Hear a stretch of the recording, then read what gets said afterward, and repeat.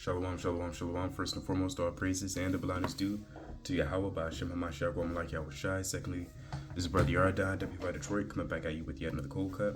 Today in this cold cut, we have a lot of information and evidence to further prove that the Israelites in America are the so-called blacks, Hispanics, and Native Americans. Right? And I have to mention, I have to say it. And we don't care anymore, I have to say it. Right? Those Edomites, which are the so-called white man that you may see in America, right, and in Israel today, right, those are not the children of God. And to be a little bit more specific, those people in Israel today, right, who they may suggest to be the Jews according to the Bible, that is a lie, and they are not the Jews according to the Bible. Right? I want to open up strong just like that. It is what it is. But you may be thinking within yourself, well, how do I know? How do you know this? I've known this all my life. This must be a lie. Well, the scriptures, they navigate us towards the truth. They're going to tell us who's who within the Bible, right? And not only that, it provides signs and prophecies to further let you know who is going to be who on earth, right? So first and foremost, of course, you have Revelation chapter 1, verse 13, right? You have Job chapter 14, verse 2. It's like Jeremiah 14 and 2. You have Job, the 30th chapter. You have a ton of precepts. Daniel chapter 10, verse 6. Daniel chapter 7. You have a ton of chapters, right? And verses, I should say, book chapters and verses, right? That provide evidence pointing towards the fact that the people of God, they are melanated people. Therefore, those so-called white people, they can't be. By default, they just can't be. All the children of God, they're described as men and women of color. Even when you read in Exodus, the 4th chapter, right? Now, there's a ton of precepts that touches on color. But that's not the main focal point of this video. The main point is to bring out a new resource to let you further understand, right? To substantiate that we are the children of God. All right. Matter of fact, for edification's sake, for those who may not know, I will bring out those precepts, right? Those precepts pertaining unto color. Because even in your Christian church, they may even say color doesn't matter. Color's not in the Bible. I mean, they're lying, and you're not being taught the truth. This is Revelation chapter 1, verse 13. And in the midst of the 7 candlesticks, one like unto the Son of Man, clothed with a long garment, down to the foot, about the paps, about the paps with the golden girdle. His head and his hairs were white like wool. This is woolly textured hair. The so-called white man, the Caucasoid race, they do not have woolly textured hair, but rather stringy and dog-like. Verse 14. His head and his hairs were white like wool, as white as snow, and his eyes were as a flame of fire, and his feet like unto fine brass, as if they burnt in a furnace. We all understand what colored brass is. Brass is a derivative of brown. And so if you throw that penny, which is brass, right, or copper, whatever the case is, just know it is a derivative of brown. Throw it in a furnace, you pull it out, it's going to be very charcoaled. It's going to look very burnt, even as my shirt. So it's describing his feet, right, like unto fine brass, as if it burnt in a furnace, and his voice as the sound of many waters. So that alone should be more than enough evidence to prove that the children of Israel are men, women, and children of color. You may be saying, well, hold up, how do you know that's just Christ? Well, think about it, right? Look in the mirror and ask yourself, well, do I look like my cousins, my aunties, my nieces, and my nephews, right? And my native people? Yeah, you do, right? When I look at a so-called Asian man, I don't have to guess what his parents may look like. I don't have to think within myself and say, maybe he's black. Maybe he's Japanese. Maybe he's Hungarian. What language do you speak? I don't have to guess, right? Your phenotypes is going to tell the story. And so the story is being told, right, that Yahweh Shai, who the world may ignorantly call, right, Jesus the Christ, is indeed a so-called black man, right? If His skin looked like if it was burnt in a furnace. Right? So does his mother, his father, his uncle, his nieces, his nephews, his grandparents, hell, even his neighbors. Let's say that's not enough. Well, let's keep reading. Let's bring out Jeremiah chapter 14, verse 2.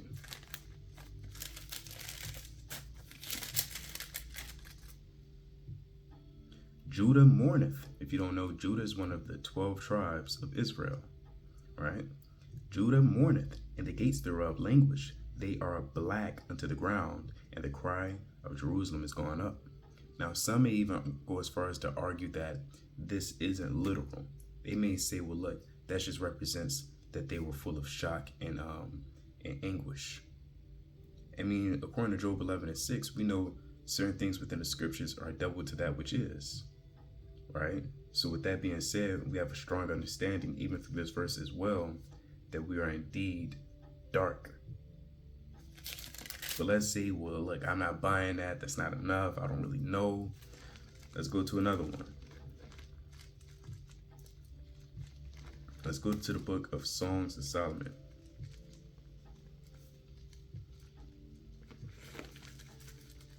Let's get this. I mean, you can't get around it no more. I mean, the truth is coming out. That's why when Christians hear these verses, all they can really say is, well, it still doesn't matter. I mean, that's just complete ignorance. What do you mean it doesn't matter?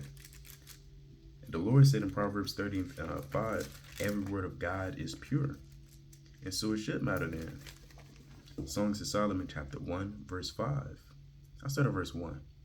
I'm going to jump down. The Song of Songs, which is Solomon's. So this is Solomon's writings. Now let's jump down to verse 5. I am black, but comely, O ye daughters of Jerusalem, as the tents of Kedar, as the curtains of Solomon. Look not upon me because I am black, because the sun hath looked upon me. My mother's children were angry with me. They made me the keeper of the vineyards, but mine own vineyard have I not kept.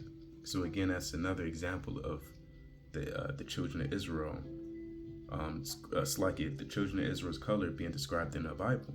Because whatever the king is, so shall his people be as well. Right? When you look at these kings and princes and rulers of the earth, you will see that they're a reflection of their people. You look at Kim Jong-un, look at his people. Right?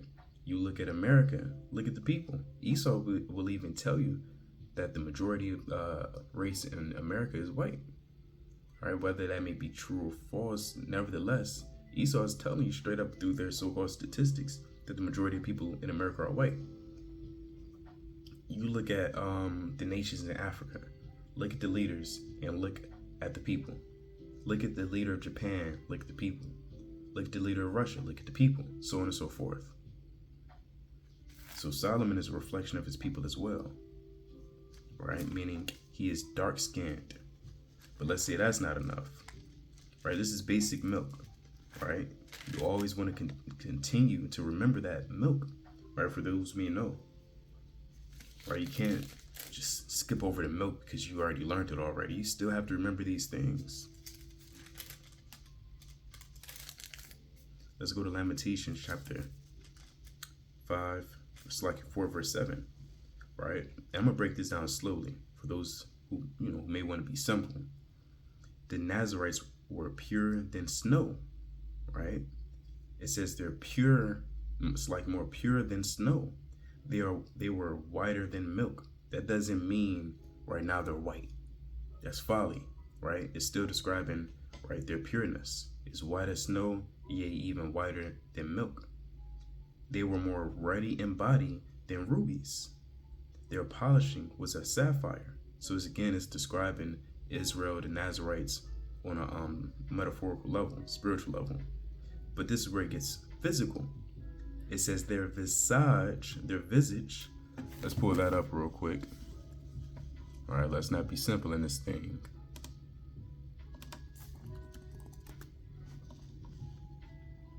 The visage, a person's face with reference to the form or portions of the features.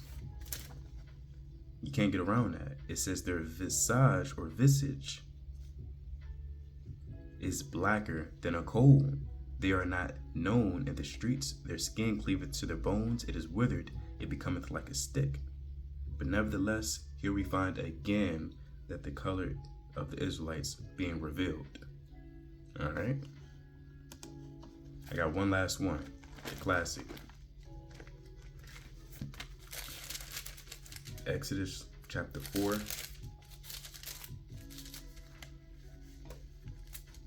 It's like, Yep, Exodus chapter 4, verse 6. And the Lord said furthermore unto him, Put now thine hand into thy bosom. And he put his hand into his bosom, and when he took it out, behold, his hand was leprous as snow. Right now, this is on a physical level. This isn't spiritual. This isn't deep. This isn't a dream. He put his hand in his bosom, in his chest, in his shirt, in his garment, pulled it out. It was white. Let's continue to read on. Verse 7. And he said, Put thine hand into thy bosom again. And he put his hand into his bosom again, and plucked it out of his bosom. And behold, it turned again as his other flesh. What color contrasts, or what color is opposite of white? Black, obviously.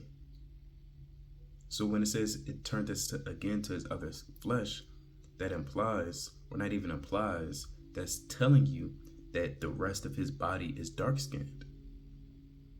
Again, I brought up the example of the ruler is a reflection of the people. Moses was the ruler of Israel, thus being a reflection of his people, making the Israelites, right, men, women, and children of color. So that's a lot of evidence to prove that the so-called blacks, Hispanics, Native Americans are indeed Israelites. Now, if that's not enough, we have further evidence as well, right? As I mentioned in the beginning of the video, our main focal point will point towards these so-called Negro Spirituals, right? This is one of them. Swing low, sweet chariot. This is a classic. This is a classic one, right? Swing low, sweet chariot, coming forth to carry me home. Swing low, sweet chariot, coming forth to carry me home. It says, I looked over Jordan, and what did I see? Coming forward to carry me home, a band of angels coming after me, coming forward to carry me home. If you get there before I do, it's like it coming to carry me home. Tell all my friends I'm coming too. Coming forth to carry me home. This is a Negro spiritual, so-called, and I'm saying Negro because nobody's Negro, right? That's just what the Edomites, the so-called white man, referred to us as back in the day. So if I say Negro spiritual, I'm saying it for educational purposes. So again, this Negro spiritual is touching on the chariots coming forth to deliver Israel. This is a cry, this is a song for the Lord to hear. Lord, swing low, swing, it's like it's swing low, sweet chariot, right? Coming forth to carry me home, right? This is really a cry to the Lord.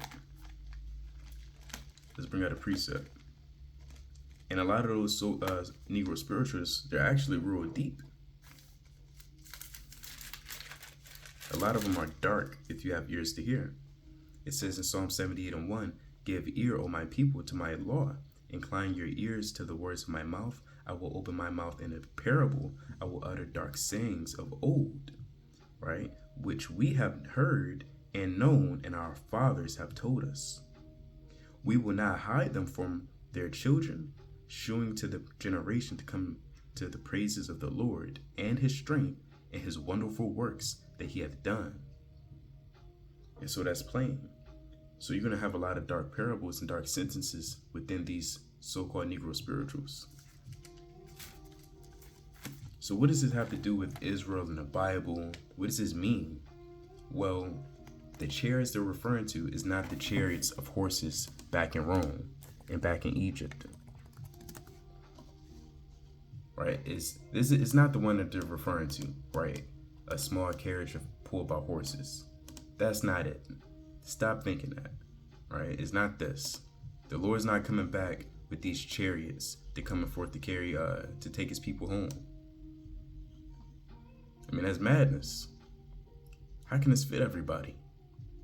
This is going to fit the children of Israel. This is going to fit the Israelites that was in captivity during the 1600s. That was going to deliver them. What type of chariot are they referring to?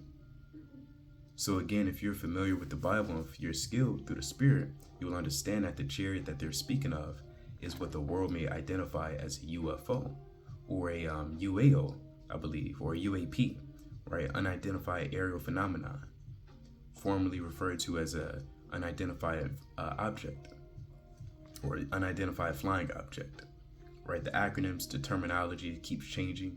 We know them as chariots, all right? This is Psalm chapter 68. Let's bring it out. Psalm chapter 68, verse 17. The chariots of God are 20,000. The Lord's not having 20,000 of these. It ain't. Yeah, that's not happening, man. It's not 20,000 of these. Right? A chariot, and remember as well, right? That term UFO and UAP, that wasn't prevalent back in the day in the ancient world. All right? And think about it. These are people that do not have the devices and the resources and the technology that we have today. And so what we may call a UFO, they may have called a chariot. And they very well have called it and referred to it as a chariot. Or it goes by other names in the scriptures as well, such as a flying roll, a mountain, chariot, yea, even a cloud. So the so-called UFO back in the ancient world had many titles or names. Because think again, these men, they haven't seen iPhone. They don't know what a Twitter is. They don't know what a laptop is. They don't know what a car is. So when they saw these aerial objects flying in the sky, they described it to the best of their ability, right? Or something that they were familiar with during their time period. And so, a chariot. Reading it again, Psalm chapter 68, verse 17. The chariot of God are 20,000, even thousands of angels. The Lord is among them, as in Sinai in the holy place. Because even the chariots were in Sinai when you read in Exodus 33. Even when we fled Egypt, we had a chariot guiding us.